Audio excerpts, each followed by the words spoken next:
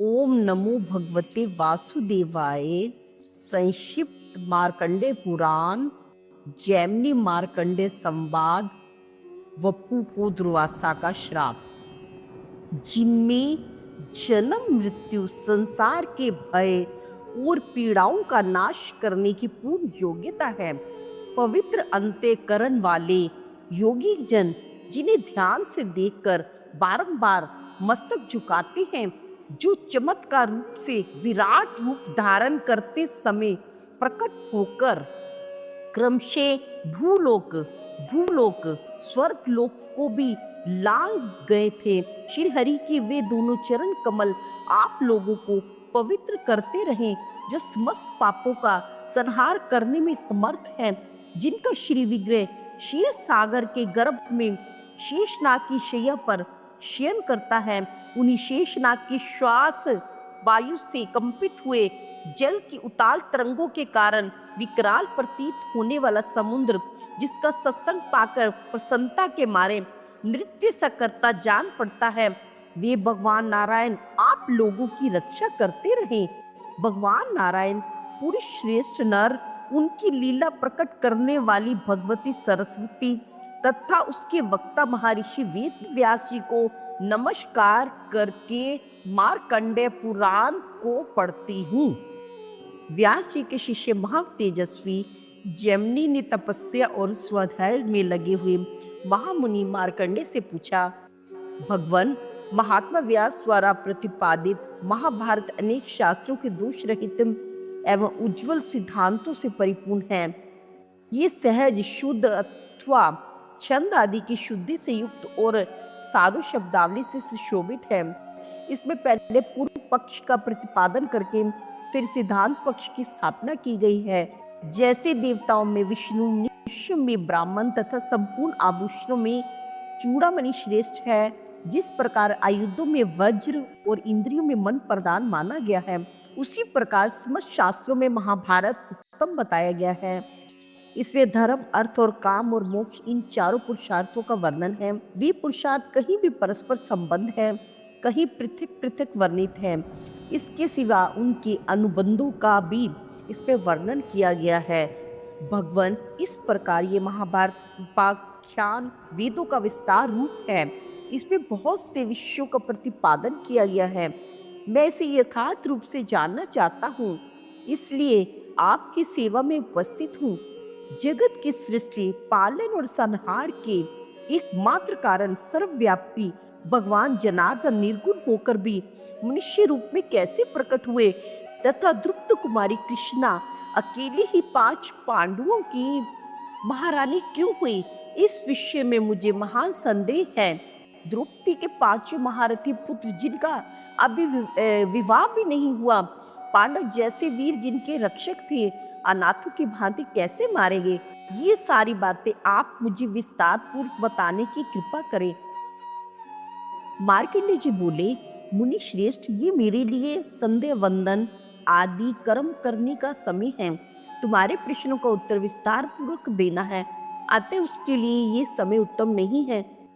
जैमिनी, मैं तुम्हें ऐसे पक्षियों का परिचय देता हूँ जो तुम्हारे प्रश्नों का उत्तर देंगे और तुम्हारे संदेह का निवारण करेंगे।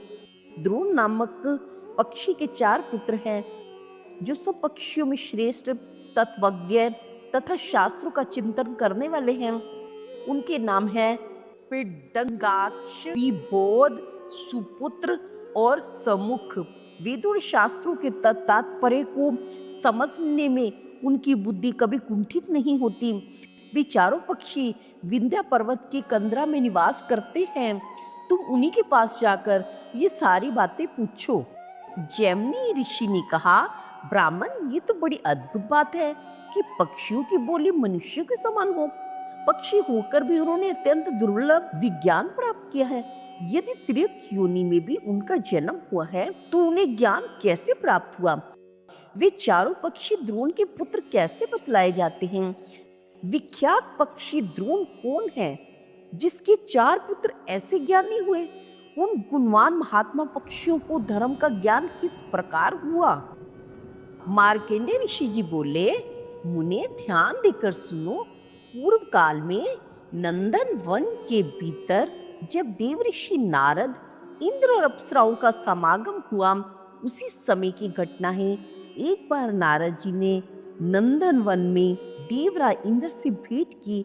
उनकी दृष्टि पड़ते ही इंद्र उठकर खड़े हो गए और बड़े आदर के साथ अपना सिंहासन उन्हें बैठने को दिया। वहां खड़ी हुई अप्सराओं ने भी देव ऋषि नारद को विनीत भाव से मस्तक झुकाया। उनके द्वारा पूजित हो नारद जी ने इंद्र के बैठ जाने पर यथा योग्य कुशल प्रश्न के अनंतर बड़ी मनोहर कथाएं सुनाई। उस बातचीत के प्रसंग में ही इंद्र ने महामुनि नारद से कहा, देव ऋषि, इन अप्सराओं में जो आपको प्रिय जाए उसे आज्ञा दीजिए यहाँ नृत्य करे। रंबा, मिश्रकेशी, उर्वशी, तिलोत्तमा अथवा मेनका, जिसमें आपकी रुचि हो उसी का नृत्य देखिए। इंद्र की ये बात सुनकर द्विग श्रेष्ठ नारद ने विनय पूर्वक खड़ी हुई अप्सराओं से कुछ सोचकर कहा, तुम सब लोगों में से जो अपने आप को रूप और उदारता आदि गुणों में सबसे श्रेष्ठ मानती हो, वही मेरे सामने यहाँ नृत्य करे। मार्कंडेय ऋषि जी कहते हैं, मुनि की ये बात सुनते ही वे विनीत अप्सराएं एक एक करके आपस में कहने लगी, अरे मैं ही गुणों में सबसे श्रेष्ठ हूँ, तू नहीं।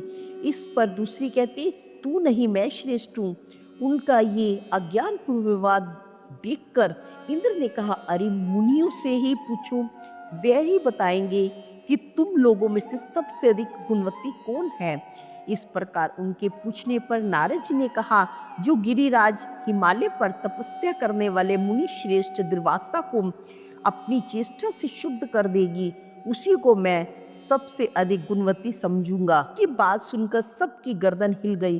सब ने एक दूसरे से कहना आरंभ किया, हमारे लिए ये कार्य असंभव है। उन अप्सराओं में से एक का नाम वपु था। उसके मन में मुनियों को विचलित कर देने का गर्व था। उसने नारद जी को उत्तर दिया, जहाँ दुर्वासा मुनि रहते हैं वहां आज मैं जाऊंगी। दुर्वासा मुनि को, जो शरीर रूपी रथ का संचालन करते हैं, जिन्होंने इंद्रिय रूपी घोड़ों को उस रथ में जोत रखा है, एक अयोग्य सारथी सिद्ध कर दिखाऊंगी। अपने काम मान के प्रहार से उनके मन रूपी लगाम को गिरा दूंगी, उनके काबू के बाहर कर दूंगी। यूं कहकर वपु हिमालय पर्वत पर गई। वहां महर्षि के आश्रम में उनकी तपस्या के प्रभाव से हिंसक जीव भी अपनी स्वाभाविक हिंसा वृत्ति छोड़कर परम शांत रहते हैं। महामुनि दुर्वासा जहाँ निवास करते हैं, उस स्थान से एक कोस की दूरी पर सुंदरी अप्सरा ठहर गई और गीत गाने लगी। उसकी वाणी में कोयल के समान मिठास थी। के संगीत की मधुर ध्वनि कान में पड़ते ही दुर्वासा मुनि के मन में बड़ा विस्मय हुआ। वे उसी स्थान की ओर गए जहां मृद भाषणी वाला संगीत की तान छेड़े हुए थी।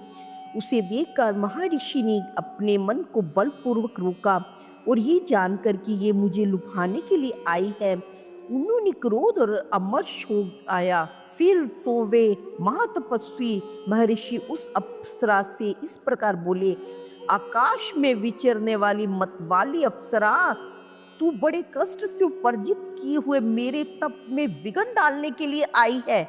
अतः मेरे क्रोध से कलंकित होकर तू पक्षी के कुल में जन्म लेगी। ओ खोटी बुद्धि वाली नीच अप्सरा, अपना ये मनोहर रूप छोड़कर तुझे 16 वर्षों तक पक्षियों के रूप में रहना पड़ेगा।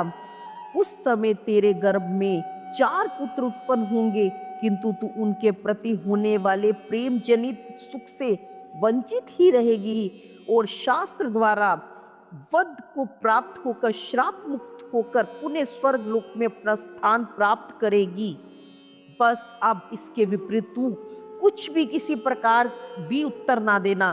क्रोध से लाल नेत्र किए हुए महर्षि दुर्वासा ने अप्सरा को दुस्सह वचन सुनाकर इस पृथ्वी को छोड़ दिया और विश्व विश्रुत गुणों से गौरवान्वित एवं उताल तरंगों वाली आकाश गंगा के तट पर चले गए।